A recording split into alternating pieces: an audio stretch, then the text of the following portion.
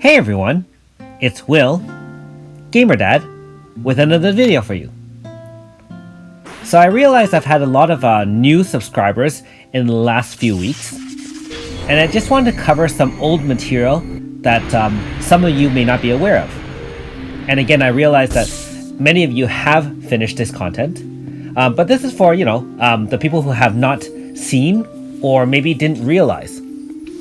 So at the end of chapter 25, when you finished all of part 1, there are up to 4 optional bosses that you can take on. And so the first one is here in Moonlight Forest, and this is the Goblin King. And it also comes with a few Goblin minions. Now, the Goblin King is rated roughly level 60 or so, and so a whole team of 5-star level 80s is going to be more than a match for this Goblin King. Again, no weaknesses or resistances. However, the main thing about this boss is that if you leave the minions alive, they will boost each other and the boss and make the life very difficult for you. So using a couple of XL AoEs should do the trick, as you can see with using Suzette, Dragon Assault. Otherwise, like I said, with a full team of 5 stars, it won't really be a problem. I would also probably say that even a mixed team of 4s and 5s should be able to beat this boss quite easily. You can see here though, that if you do use a large AF, the boss's life total doesn't drop below a certain point, so you can't actually kill it off with 1 AF. And the reason for that is that at this point, it starts buffing itself and making life a little bit more difficult for you.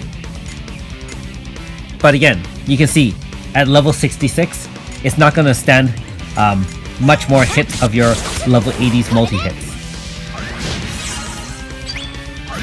Keep in mind that each of these optional bosses do come with a gold badge reward as well as 50 Chronos Stones. So again, up to 200 Chronos Stones for those who haven't finished it. So there's one boss down. If you haven't already, please like and subscribe to my channel. I really appreciate it. Also, I do have a Patreon account for those who want to support me that way. Anyways, our next optional boss is in Zol Plains in Antiquities. So let's dispatch those 2 weakling raptors and move on towards the goal. It's nice to actually beat these low-end raptors instead of the ones in Otherland Ratley. Okay, so if you see where we're at, we just kind of snuck through the far right side of Zol Plains, and we're going to encounter Red Dawn, which resembles a large T-Rex. So it isn't weak to water, it actually has wind attacks. However, it's not resistant to water either. So I'm bringing the same team that I usually bring to Ratley Otherlands. And again, being that it's a level 70 versus your level 80s, it shouldn't be a big challenge. So a mixed team of 4s and 5s will probably do the trick as well. If you do find it difficult, again, it does have a mixture of magical and physical attacks, so make sure you keep the boss's power and intelligence debuffed to the point where the battle is straightforward for you. You can also see that the boss is vulnerable to sleep, such as with Mighty's Nightmare Gift. So if you want to try putting the boss to sleep instead and making it easier that way, you can feel free to do so. Otherwise, the battle is, again, very straightforward. Just make sure you mitigate the damage, and 1 AF will take it down.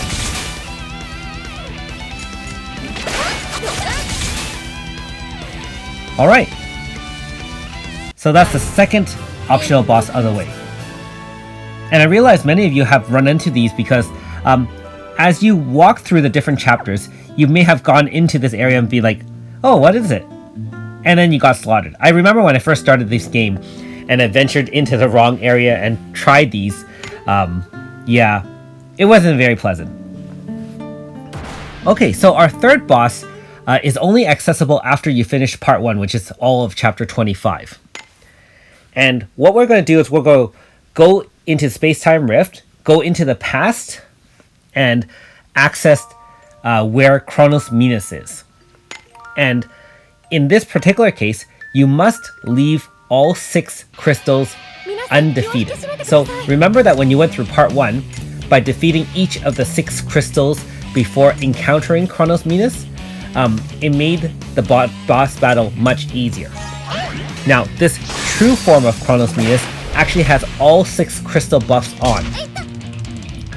And for those who haven't seen this one before, it does have a set move set. So it starts with a single physical attack, and then it kind of goes through a series of different attacks. There's a gravity type attack, there's a status effect attack, there is a fixed damage attack. So that's the gravity one, 75% of your damage, and it's unpreventable. Now, some of the powers that the crystals bestow on Chronos Menas is no access to another force bar, which you can see we have no AF bar. It rotates between physical and magical absorption. So the best team to bring towards this particular battle is to bring an all mage team. That way, when it's weak to magic, you'll use magical attacks.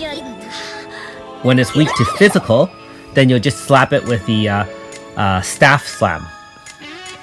Otherwise, it'll just gain healing. Now, one of the other abilities from the Chronos Menas crystals is healing after each turn, damaging you after each turn, which you can clearly see. It's like a mini poison.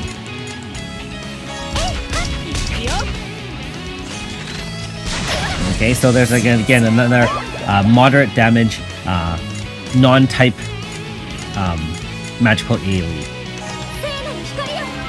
So this battle isn't too difficult provided you do bring an all-mage team and have someone to remove status such as Meryl. So that lick is the 1200 fixed damage as well.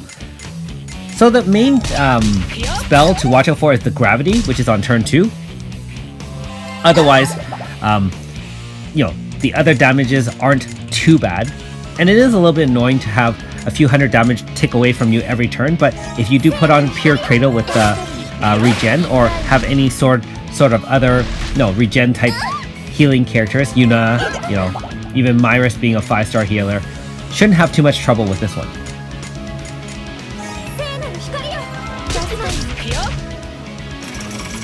And that's the status one. So this battle is just a little bit more annoying than anything else. Hope you're enjoying the video so far, and again, hope at least some of you find this video useful.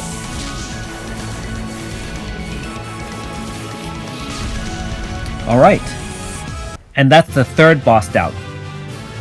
Keep in mind in Chronos Umbra, by going back into the past here, there are other horrors that you may have to encounter and defeat multiple times to get rare drops. And those rare drops are useful for crafting some of those level 60, tier 1, tier 2, and tier 3 armor. Now I realize that the Beast King Castle now drops tier 4 level 60 armor parts. However, if you want to be a completionist, you do want to craft at least one of every type of armor and weapon so that you get extra rewards for having, as many of those types as possible. And finally, our last boss here, Imbrium Basin. This is probably the most famous of the 4 optional bosses, and it's found at Last Island. Now, for those who have actually finished Chapter 44, Part 2, Ogre Wars, you may have come across that wall. And I do have a video of that level 90 wall behind the Macromo Museum in Nilva. Anyways, this is a slightly weaker version of that, but it is annoying nonetheless. It is a level 80 boss, so the toughest of the 4 battles as well. And it has random attacks. It also has, there's an attack called Ort, which is kind of like an earth-based AoE. Not really too strong. There's that one, which kind of hits everyone for moderate amounts of damage. And it does have a shield type ability as well that protects it against one turn. The radiation is the one that bestows status, and that one can actually kill you if you happen to have your healer out, and the status effect happens to either lock, your status removal, or in the case of putting everyone to sleep, unfortunately, then you're very vulnerable to the next following moves. So you can see, unfortunately, 3 out of 4 are down. And again, if your luck is really bad and your team doesn't have all top tier armor and weapons, you will actually find this fight moderately difficult.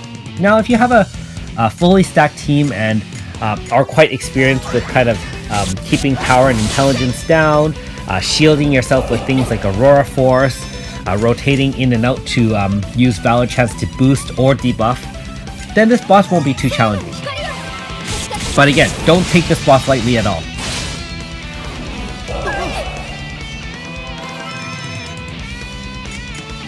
And so you can see this is actually the same team that my son used to beat Mimi, which was actually a very difficult fight. And for this one, we're going to stack on a slash team and do multiple damages using the full slash abilities of Heavenly Dance, as well as the God slash from Aldo to debuff, as well as Nagi's slash debuff as well. It helps to have Annabelle's Holy Saber as well. So you can see that shield makes almost everything 0 damage. Okay, so you can see I've stacked on as many slash debuffs as possible, used Leclerc's Valor Chant to come in, and we're just going to kill off the boss like that.